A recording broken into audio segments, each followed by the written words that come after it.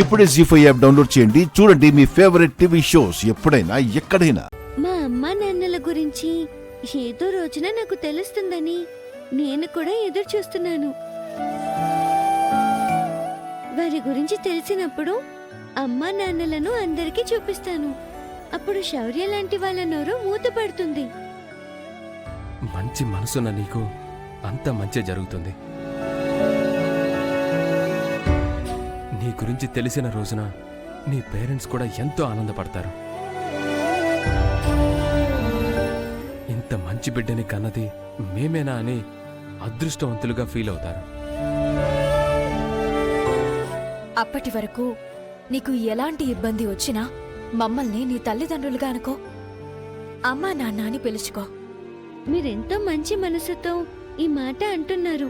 మీలాంటి వారికి కూతురుగా పుట్టడానికి అదృష్టం చేసుకునుండాలి. నాకంత అదృష్టం లేదు.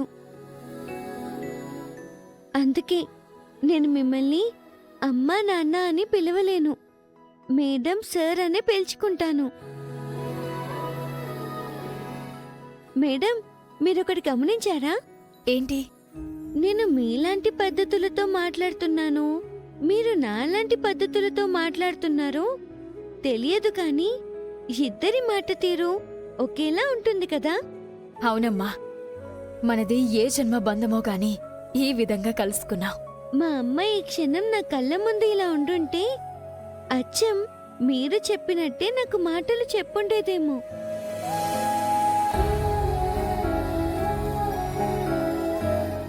పేరెంట్స్ గురించి ఇంతలా ఆరాటపడుతున్నావు. తొందరలో వారు నీకు కనిపించాలని మనస్ఫూర్తిగా కోరుకుంటున్నాను. Thank you madam. మీ పాప బ్రతికుంటుంటే తొందరగా మీకు కనిపించాలని నేను కూడా మనస్ఫూర్తిగా కోరుకుంటున్నాను.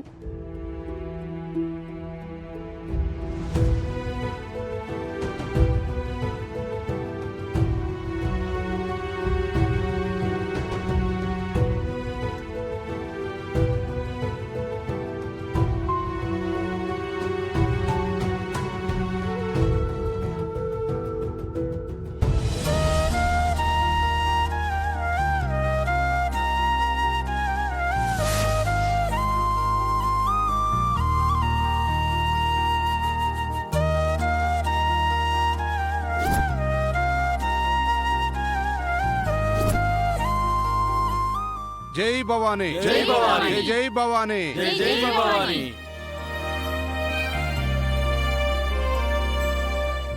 జై భవానీ, జై భవానీ.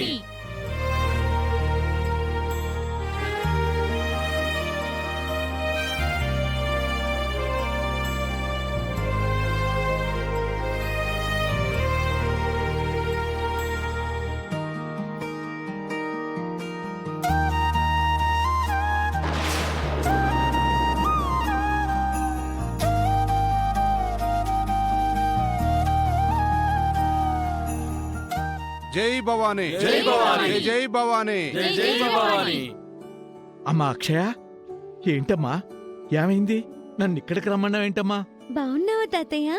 నేను బాగున్నాను తల్లి, నువ్వు బాగున్నావమ్మా? ఆ ఇంట్లో నీకంతా బాగానే జరుగుతుందా? అవని మేడం, శ్రీకర్ సారు నాకు ఏ లోటు రాకుండా చూసుకుంటున్నారు తాతయ్య. దేవుడు పంపించిన తల్లిదండ్రులమ్మ వాళ్ళు.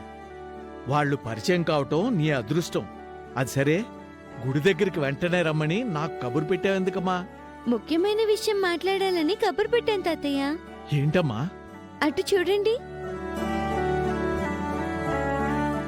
జై భవానీ, జై భవానీ, జై జై భవానీ, జై భవానీ, జై భవానీ, జై భవానీ, జై భవానీ. జై భవానీ. అందరూ భవానీ దీక్ష తీసుకుంటున్నారమ్మా. నేను కూడా దీక్ష తీసుకుందామని అనుకుంటున్నాను తాతయ్య.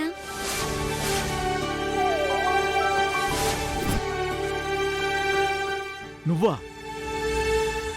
ఎందుకు తీసుకుందామని అనుకుంటున్నావు? నీ తల్లిదండ్రులు కనిపించాలనమ్మా? నా తల్లిదండ్రుల్ని ఆ అమ్మవారు పంపించాల్సిన సమయంలో ఖచ్చితంగా పంపిస్తుంది. వారి గురించి కాదు. మరి? వేదవతి గారున్నారు కదా, అవును. ఆవిడ చనిపోతున్నట్లుగా నాకు పీడకలొచ్చింది. పీడకలే కదా అనుకున్నాను, కానీ ఆ కల నిజం కాబోతుంది. ఏంటి? అవును తాతయ్య, పెద్దావిడ ఆరోగ్య పరిస్థితి బాగోలేదు. మరికొద్ది రోజులే బతుకుతుందని డాక్టర్లు చెప్పారు.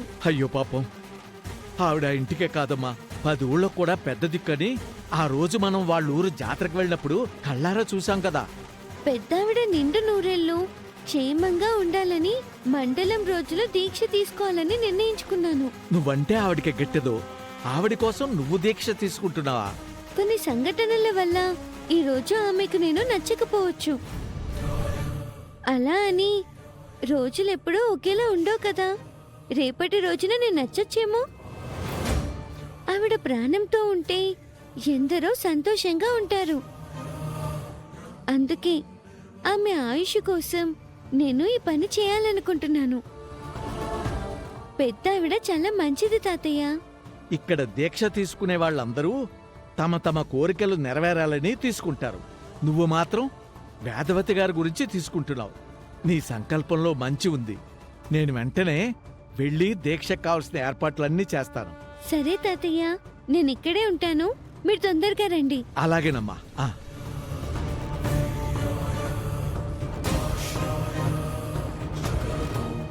జై భవానీ. జై భవానీ.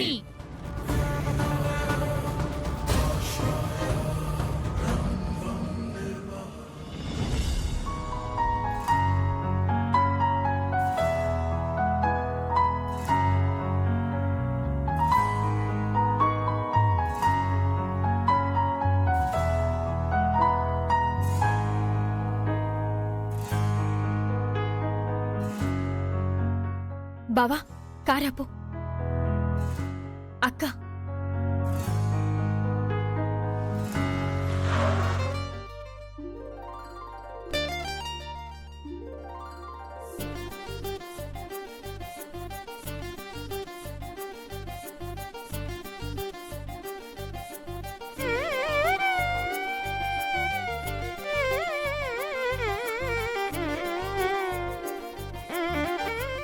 ఎక్కడి నుంచి? బయట చిన్న పనుంటే చూసుకుని ఇంటికి వెళ్తున్నాం. అవును, అత్తయ్య ఆరోగ్యం ఎలా ఉంది?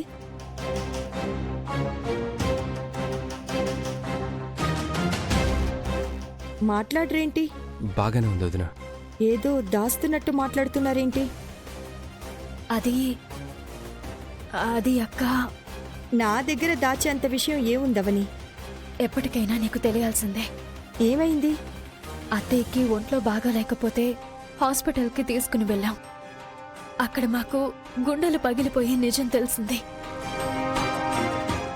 అదేంటంటే ఆమె బ్రెయిన్లో ప్రాబ్లం ఉంది. బ్రెయిన్ ట్యూమర్ అటాక్ అయింది.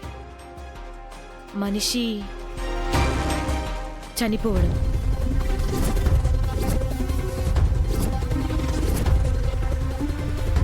జీ5 యాప్ డౌన్లోడ్ చేసి అన్ని ఎపిసోడ్స్ పూర్తి ఉచితంగా చూడండి.